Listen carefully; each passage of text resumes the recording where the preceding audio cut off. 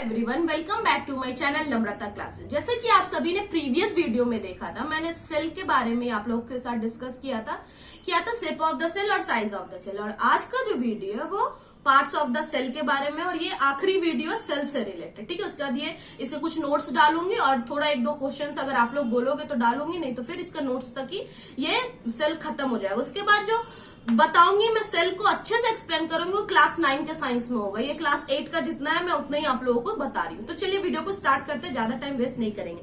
क्या है, आप सभी लोग जानते हैं, हम सभी लोग जानते हैं कि लिविंग ऑर्गेनिज्म में बहुत सारे ऑर्गन्स होते हैं, है ना। और सारे ऑर्गन्स जो होते हैं वो मिलकर एक सिस्टम बनाता है, ठीक है।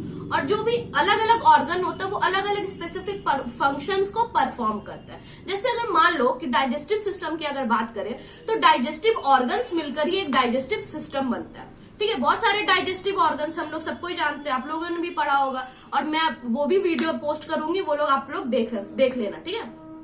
तो बताओ, each organ in the system perform different functions such as digestion, assimilation, absorption। ये सारे क्या है, डाइजेशन का है। सारा ऑर्गन्स मिलकर ही क्या बनता है, डाइजेशन का प्रोसेस चलता है। जैसे डाइजेशन, एसिमिलेशन, एब्जॉर्प्शन होता है, ठीक है। वैसे ही सिमिलरली इसी तरीके से बहुत सारे अलग अलग ऑर्गन्स होते हैं प्लांट में भी जो फंक्शंस को परफॉर्म करते हैं, ठीक है। जैसे एग्जांपल मैं बता दूं, रूट जो होता है वो किस ट्रांसपोर्टेशन में हेल्प करता है, किस चीज का, वो नीचे से पानी को एब्जॉर्ब करता है। रूट एब्जॉर्ब करेगा पानी को, मिनरल को, और वो फिर स्टेम के थ्रू वो सब ट्रांसपोर्टेशन होता है। वो सब मैं आपको नेक्स्ट वीडियो में बताऊंगा। और लीव्स की अगर बात करें तो लीव्स हम लोग सब जानते हैं कि लीव्स को ही किचन बोला जाता है प्लांट का, क्योंकि लीव्स ही रिस्पॉन्सिबल होता है फोटोसिंथेसिस के लिए, ठीक है। अब बात करेंगे पार्ट्स ऑफ द सेल के बारे में। तो the basic components of the cell are cell membrane, cytoplasm and nucleus. ये तीनों जो होता है वो सेल का बेसिक कंपोनेंट्स होता है। क्या क्या, cell membrane, cytoplasm and nucleus, ठीक है। The cytoplasm and the nucleus are enclosed within the cell membrane. क्या होता है, सेल मेम्ब्रेन के अंदर में ही साइटोप्लाज्म और न्यूक्लियस होता है, और सेल मेम्ब्रेन को ही हम लोग क्या बोलते हैं, प्लाज्मा मेम्ब्रेन बोलते हैं, ठीक है। The membrane separates cell from one and another. क्या करता है, ये सेल मेम्ब्रेन ही एक सेल को दूसरे सेल से सेपरेट करता है, ठीक है।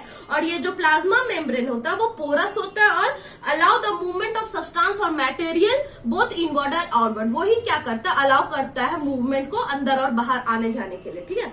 The boundary of the cell are known as cell membrane. Cell का जो बाउंड्री होता है उसको क्या बोलते हैं, सेल मेम्ब्रेन ही बोलते हैं, ठीक है।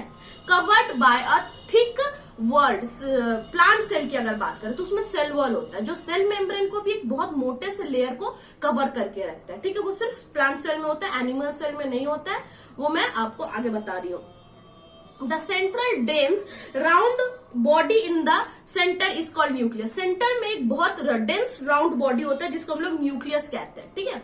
The jelly like structure between cell membrane and nucleus. एक जेली लाइक सब्सटेंस होता है, ठीक है, जो सेल मेम्ब्रेन और न्यूक्लियस के बीच में होता है, उसी को हम लोग क्या बोलते हैं, साइटोप्लाज्म बोलते हैं, ठीक है। अब अगर हम लोग बात करें सेल वॉल का, ठीक है, तो वो क्या होता है, सेल मेम्ब्रेन के बाहर में एक बहुत मोटा सा थिक लेयर होता है जो उसको सराउंड करके रखता है प्लांट सेल में, उसी को हम लोग बोलते हैं सेल वॉल बोलते हैं, ठीक है। This additional layer surrounding the cell membrane is required by plant protection. ये क्यों होता है, क्योंकि प्लांट सेल्स को क्या चाहिए, प्रोटेक्शन चाहिए, ठीक है। किस चीज से, variations in temperature, high wind speed, atmospheric moistures etcetera, ये सारी चीज से प्लांट सेल को क्या चाहिए, प्रोटेक्शन चाहिए। इस वजह से उसमें सेल वॉल होता है, ठीक है। They are expose to this variations because they can not move. ये क्योंकि प्लांट सेल मूव नहीं कर सकता है, इसलिए ये सारे वेरिएशंस उसमें होते हैं, ठीक है।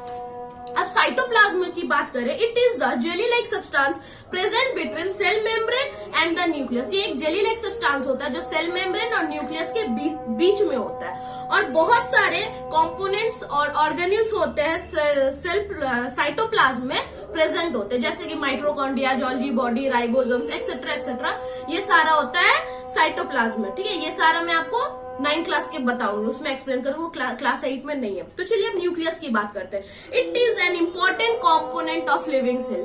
न्यूक्लियस क्या है, बहुत ही ज्यादा इम्पोर्टेंट होता है लिविंग सेल में। ये क्या होता है, जनरली स्फेरिकल होता है और सेंटर में लोकेट होता है। सेल के सेंटर में न्यूक्लियस लोकेट होता है, ठीक है।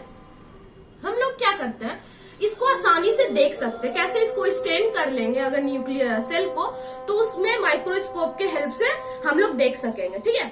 अब न्यूक्लियस भी होता है क्या, साइटोप्लाज्म से सेपरेट होता है एक मेम्ब्रेन के थ्रू, उसको हम लोग बोलते हैं न्यूक्लियर मेम्ब्रेन। क्या बोलते हैं, nucleus is separated from the cytoplasm by a membrane called nuclear membrane, ठीक है। वो साइटोप्लाज्म से सेपरेट होता है एक मेम्ब्रेन के थ्रू, जिसको हम लोग बोलते हैं न्यूक्लियर मेम्ब्रेन। ये मेम्ब्रेन भी क्या होता है, पोरस होता है और मूवमेंट के लिए अलाउ करता है, ठीक है, between cytoplasm and the inside of the nucleus, ठीक है। अब क्या करें, with the help of microscope of higher magnification we see a small spherical body in the nucleus. अगर हायर मैग्निफिकेशन के थ्रू देखेंगे तो न्यूक्लियस के अंदर भी एक छोटा सा बॉडी होता है, जिसको हम लोग न्यूक्लियोलस बोलते हैं। क्या बोलते हैं, न्यूक्लियोलस बोलते हैं, ठीक है।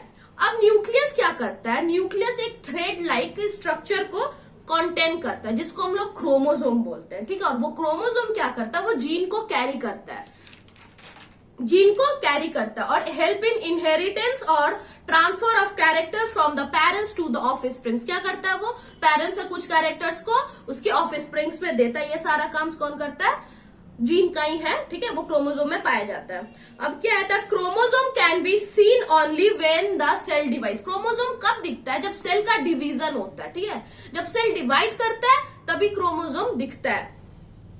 अब यहाँ जीन की बात अगर हम बता दें थोड़ा डिटेल में, तो gene is a unit of inheritance in living organism. Gene क्या है, एक यूनिट ऑफ इनहेरिटेंस है लिविंग ऑर्गेनिज्म में, ठीक है। ये क्या करता है, transfer of heredity characteristics from parents to the offsprings. ये मतलब क्या करता है कि पेरेंट्स से कुछ कैरेक्टर्स को उसके बच्चे में ट्रांसफर करता है। जैसे कि मान लो आपके पापा का, किसी के भी पापा का ब्राउन आईज है, तो शायद हो सकता है वो आपके या फिर आपके भाई बहन किसी में भी जरूर वो ब्राउन आईज होगा। आपकी मम्मी का मान लो करली हेयर है, तो आपके भाई बहन या आपका खुद का भी वो करली हेयर आएगा। इसी चीज, पूरे चीज को हम लोग क्या बोलते हैं, जीन बोलते हैं, जो एक यूनिट ऑफ इनहेरिटेंस को ट्रांसफर करता है पेरेंट्स टू ऑफस्प्रिंग, ठीक है।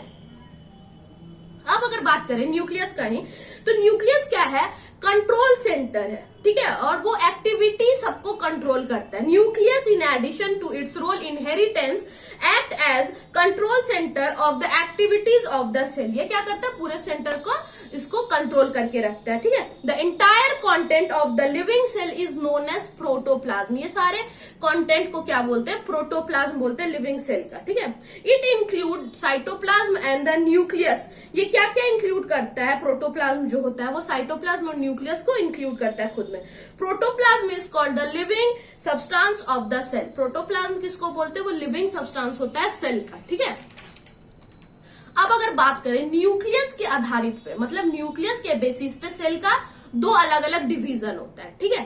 क्या होता है, एक होता है न्यूक्लियस जो वेल ऑर्गेनाइज्ड नहीं होता और जिसमें न्यूक्लियर मेम्ब्रेन नहीं होता, उसको बोलते हैं प्रोकैरियोटिक सेल, ठीक है। और दूसरा क्या है, यूकैरियोटिक सेल, जिसमें क्या होता है, न्यूक्लियस पूरी तरीके से वेल ऑर्गेनाइज्ड होता है विथ न्यूक्लियर मेम्ब्रेन। समझ में आ रहा है, दो तरह का होता है इन द बेसिस ऑफ न्यूक्लियस के बेसिस पे अगर हम लोग सेल का डिवाइड करें तो दो होता है, एक होता है प्रोकैरियोटिक और दूसरा होता है eukaryotic. In the basis of nucleus cell divides into two parts, ठीक है। न्यूक्लियस के आधारित पे दो सेल का पार्ट्स होता है। पहला होता है प्रोकैरियोटिक सेल और दूसरा होता है eukaryotic cell.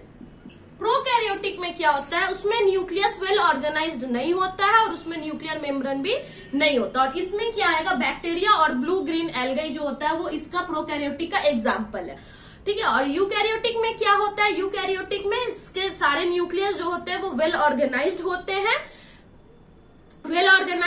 With nuclear membrane. इसमें न्यूक्लियर मेम्ब्रेन भी होता है, उसको मतलब बैक्टीरिया और ब्लू ग्रीन एल्गाई को छोड़ दो तो सब कुछ इसी में आता है। इसमें प्रो का मतलब प्रिमिटिव होता है और कैरियन का मतलब यहाँ पे न्यूक्लियस होता है, मतलब प्रिमिटिव न्यूक्लियस होता है, ठीक है। और यहाँ यू का मतलब अगर बता दे तो ट्रू होता है, मतलब सच्चा, और यहाँ कैरियन का मतलब न्यूक्लियस, यानी यहाँ पे प्रिमिटिव न्यूक्लियस और यहाँ पे सच्चा न्यूक्लियस। ये हो गया आपका प्रोकैरियोटिक और यूकैरियोटिक। और अगर हम लोग ऑब्जर्व किया जाए प्लांट सेल और एनिमल सेल में तो एक छोटा सा पार्ट होता है, ठीक है, वो उसको बोलते हैं वॉक्यूल। क्या बोलते हैं? वॉक्यूल बोलते हैं। बहुत ब्लैंक लुकिंग होता है, छोटा सा काला सा स्ट्रक्चर होता है। प्लांट सेल में वो क्या होता है? बड़ा होता है, ठीक है, और एनिमल सेल में वॉक्यूल क्या होता है? छोटा होता है, ठीक है। इतना ही जान लो इसके बारे में, और बाद में इसके बारे में बताऊंगी। और प्लास्टिड्स की अगर बात करें तो वो सिर्फ प्लांट सेल्स में पाया जाता है।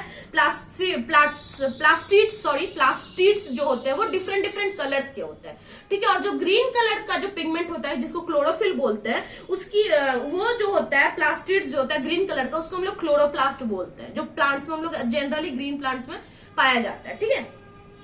और ये क्या करता है? लीफ को ग्रीन कलर प्रोवाइड करता है, जिसकी वजह से वो क्लोरोफिल उसमें प्रेजेंट होते हैं, ठीक है। जो क्लोरोफिल प्रेजेंट होता है वो फोटोसिंथेसिस के लिए रिस्पॉन्सिबल होता है, ठीक है। आज का वीडियो यहीं पे खत्म होता है। और जिन्होंने मेरे चैनल को सब्सक्राइब नहीं किया, प्लीज जल्दी जल्दी जाकर मेरे चैनल को सब्सक्राइब करो, वीडियोस को लाइक करो, और कुछ समझ में ना आए तो कमेंट सेक्शन में जरूर बताना। और इसके बाद का जो टॉपिक आएगा, आई मीन वीडियो जो मैं पोस्ट करूंगी, उसमें क्या होगा? ये जो अभी मैंने आप लोग को जितना कुछ भी बताया उसका नोट्स होगा, ठीक है।